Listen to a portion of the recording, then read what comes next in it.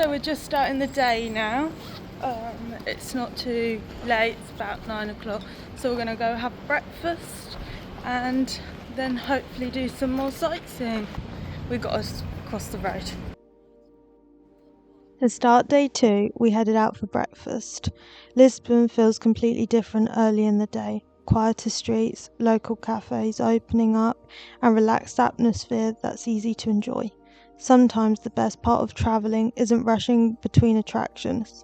It's slowing down and taking in the little moments along the way. By the time we got to breakfast, it already felt like a great start to the day.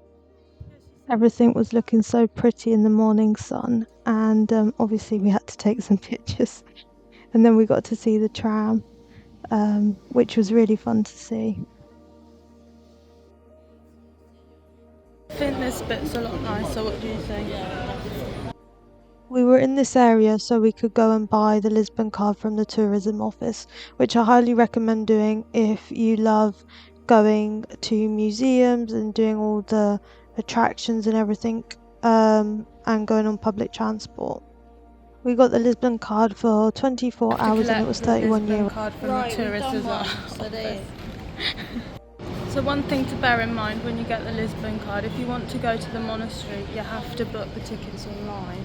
So when getting the tickets for the monastery, you have to go on the website with your Lisbon card if you've got it, and then you've got to proceed to check out, and then you've got to put 100% discount, was it, with the Lisbon card in it? It gives you like a checkbox, and then you've got to put the reference number in it. Sent me an email and that worries me. But you screenshot it, so it's fine. I think it's also worth noting that a lot of tourism places are shut on a Monday, so if you're thinking about getting the Lisbon card, don't get it on a Monday. You're better off getting it on a Sunday, there's more things open.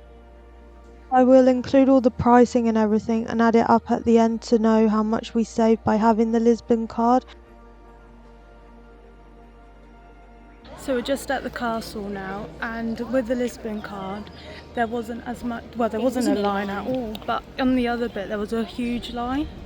And I'm not gonna lie, getting up to the castle, we went on the bus 737, and oh my god, and there were so many people you couldn't sit down, and it was all uphill. It was absolutely terrifying. I'll insert a video now of myself.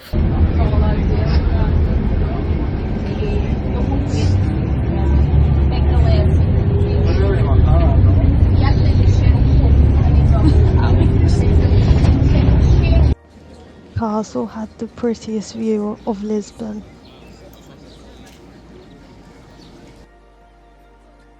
Lorena, what do you think? It's a view from the pots. They're not pots. What are they? The castle costs about 18 euros without the Lisbon card, and it's one of the most famous landmarks and offers some of the best views over the city. Beyond the views, it's a chance to step back into Lisbon's history and see how the city has evolved over centuries. Whether you're interested in history or just looking for an incredible viewpoint, it's easy to see why this place is such a popular stop.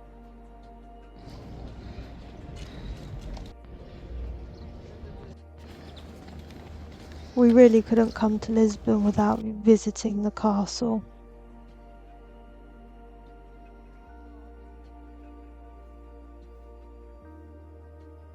It's funny because we were walking down and we came across this amazing church. It was very bizarre but quite nice. So we've just been to the castle. Thoughts? Nice. It was nice, wasn't it? 18 euros without a Lisbon card. Then we stumbled across this very famous viewpoint. But to be honest, it wasn't our favourite, not even close. The castle had better views in our opinion.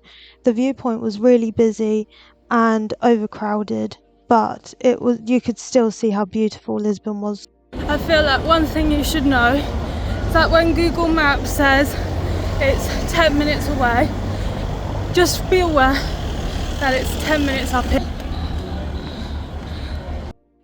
It was a bit of a hike to get to this spot, but oh my god, was it worth it.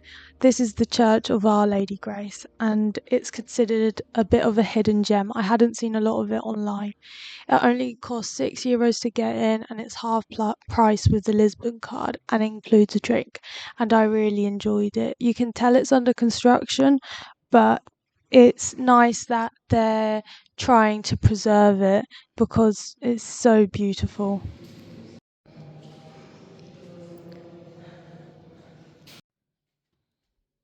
So we're just in the My Lady, is it My Lady Grace? Something Grace, Lady Grace Church, and I think they include a drink because it's under construction, but we'll see if it's any good. So it's, I think it's 380, 480, 480 with the Lisbon card, so you get a discount.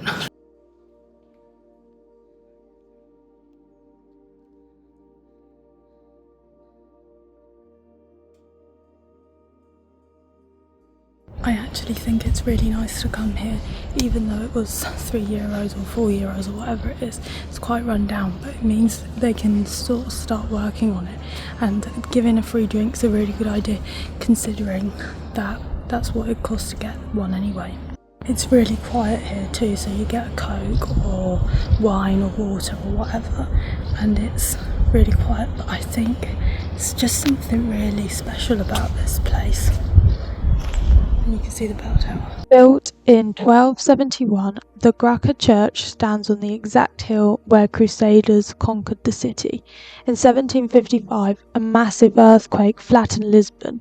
Graça was destroyed, but rose from the ashes as a stunning Baroque masterpiece.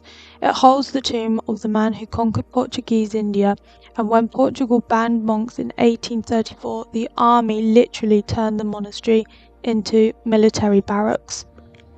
We then took the funicular down, which turned into a bit of a lost cause because we actually didn't need to go that way. Google Maps took us on a bit of a whirlwind because it stopped working halfway through, and we didn't really know which way we needed to go. But we needed to start making our way to the bus or the train or tram to be able to make our way to the monastery, but the views were amazing from here. Okay, we're here with Jacob Elordi, and we're just about to get on a bus, but the bus services and everything's really confusing here, and the GPS stops working when you start walking one way, so then you can't really tell where you're at. Yeah. But what we've seen today is a lot prettier than what we saw yesterday.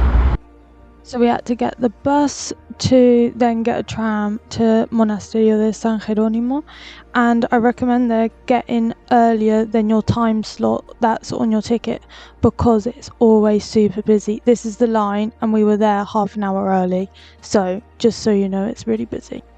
This place took a century to build and was entirely funded by a 5% tax on imported pepper and spices.